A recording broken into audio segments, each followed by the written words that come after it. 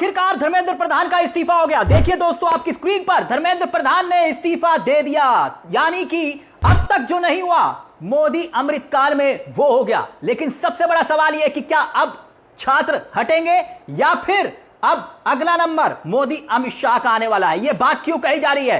सबसे पहले इस इस्तीफे में धर्मेंद्र प्रधान ने क्या लिखा?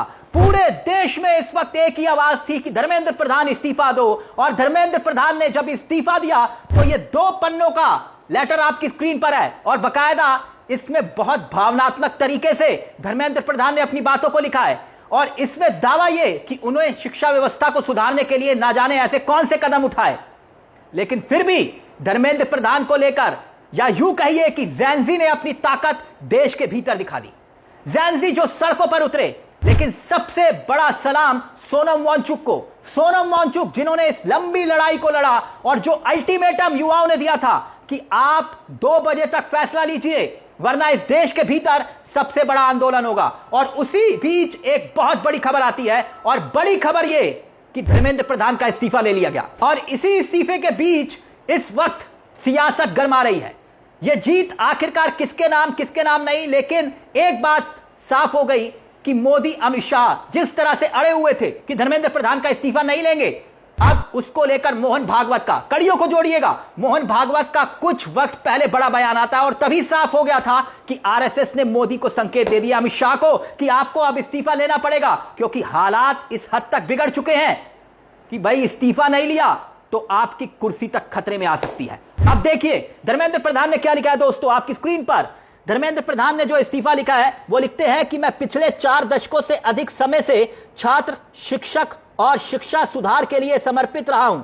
मेरे सदैव यह विश्वास रहा है कि एक सशक्त, समावेशी और दूरदर्शी शिक्षा व्यवस्था की सशक्त राष्ट्र की आधारशिला होती है। मैं देश के युवाओं की आकांक्षाओं, भावनाओं और उनकी न्यायशित अपेक्षित का गहरा सम्मान करता हूं। भारत की युवा पीढ़ी के सपनों को साकार करने हम सभी के राजनीतिक सामाजिक जीवन का नैतिक संकल्प रहा है। आदरणीय प्रधानमंत्री के दूरदर्शी नेतृत्व में राष्ट्र की सेवा करने का जो अवसर मुझे प्राप्त हुआ है उसके लिए मैं प्रधानमंत्री जी का आभार प्रकट करता हूं।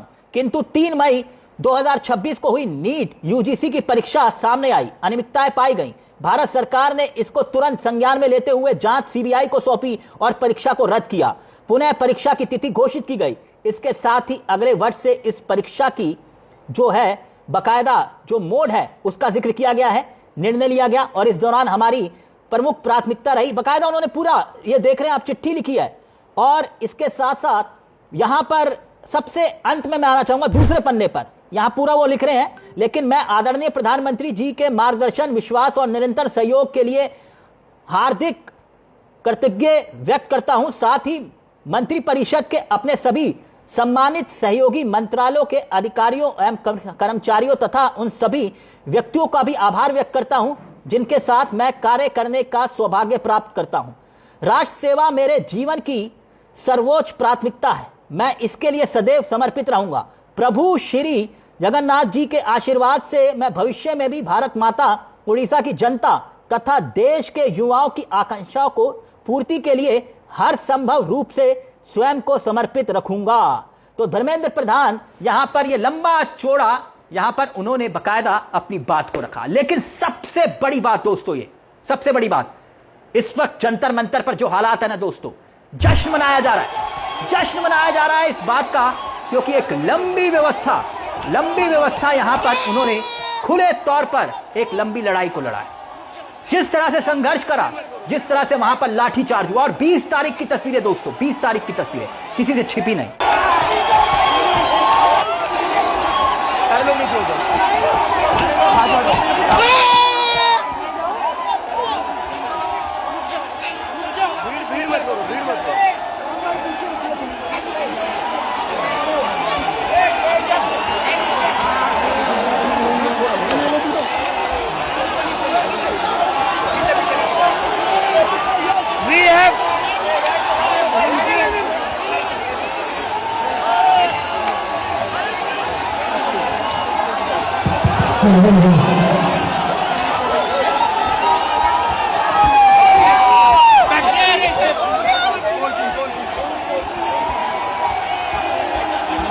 We have done it!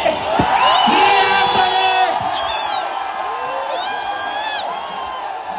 Dharmendra Pradhan ने रिजाइन कर दिया है।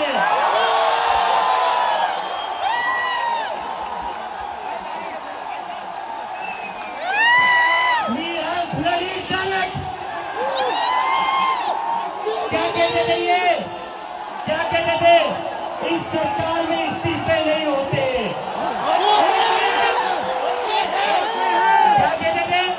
सरकार में इस्तीफे नहीं होते। हम कहना चाहते झुकती है दुनिया, झुकाने वाला चाहिए।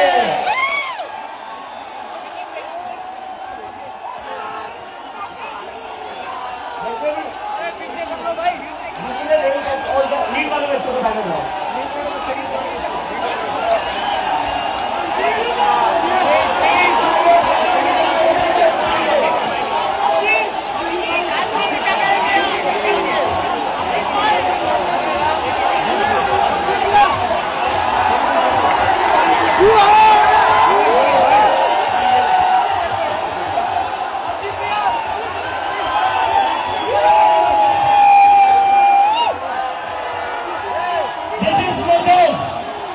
ये उन सभी बच्चों के लिए जिनकी जिंदगी धर्मेंद्र प्रधान ने लिए थे।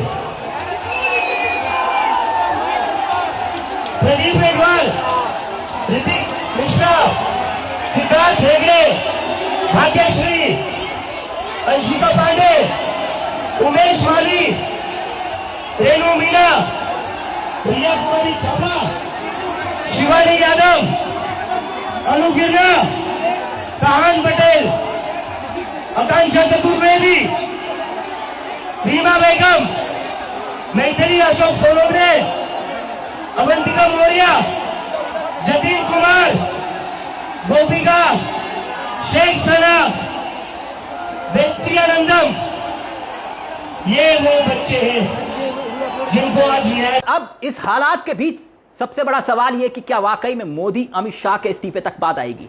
एक तरफ राहुल गांधी मोर्चा खोले हुए हैं और यकीन मानिए यह सरकार का इन 12 सालों में पहली बार ऐसा हुआ है कि नैतिकता के आधार पर मोदी सरकार में इस्तीफा हुआ है। नैतिकता के आधार पर, क्योंकि आज तक नैतिकता के आधार पर किसी मंत्री का इस्तीफा मोदी कैबिनेट में नहीं हुआ। अब धर्मेंद्र प्रधान का इस्तीफा जब पूरे देश से आवाज उठ रही थी, देश का ऐसा कौन सा कोना नहीं था जहां से धर्मेंद्र प्रधान के इस्तीफे की मांग नहीं हो रही थी।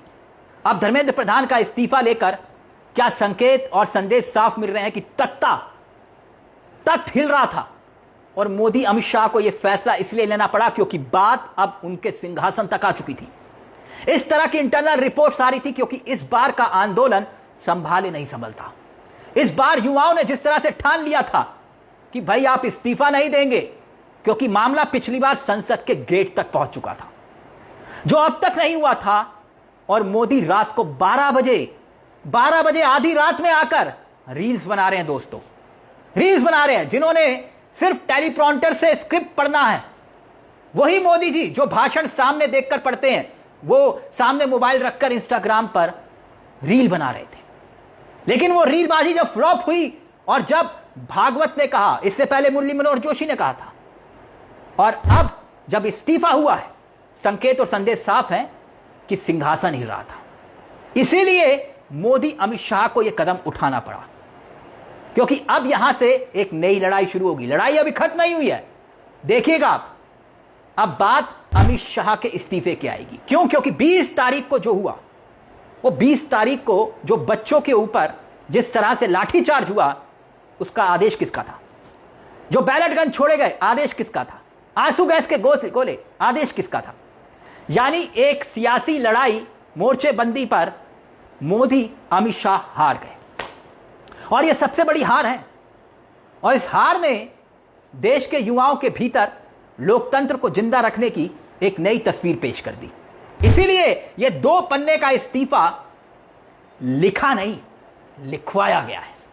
इस पूरे मामले को लेकर दोस्तों आपकी क्या राय है? आपको क्या लगता है कि क्या वाकई में धर्मेंद्र प्रधान का इस्तीफा दे देने के बाद मामला शांत हो जाएगा, या फिर यहां से बात अब अमित शाह के इस्तीफे पर आएगी? वैसे भी इससे पहले कई मंत्री रडार पर है। एप्स्टीन मंत्री याद है ना आपको, हरदीप पुरी, एप्स्टीन फाइल में नाम है उनका।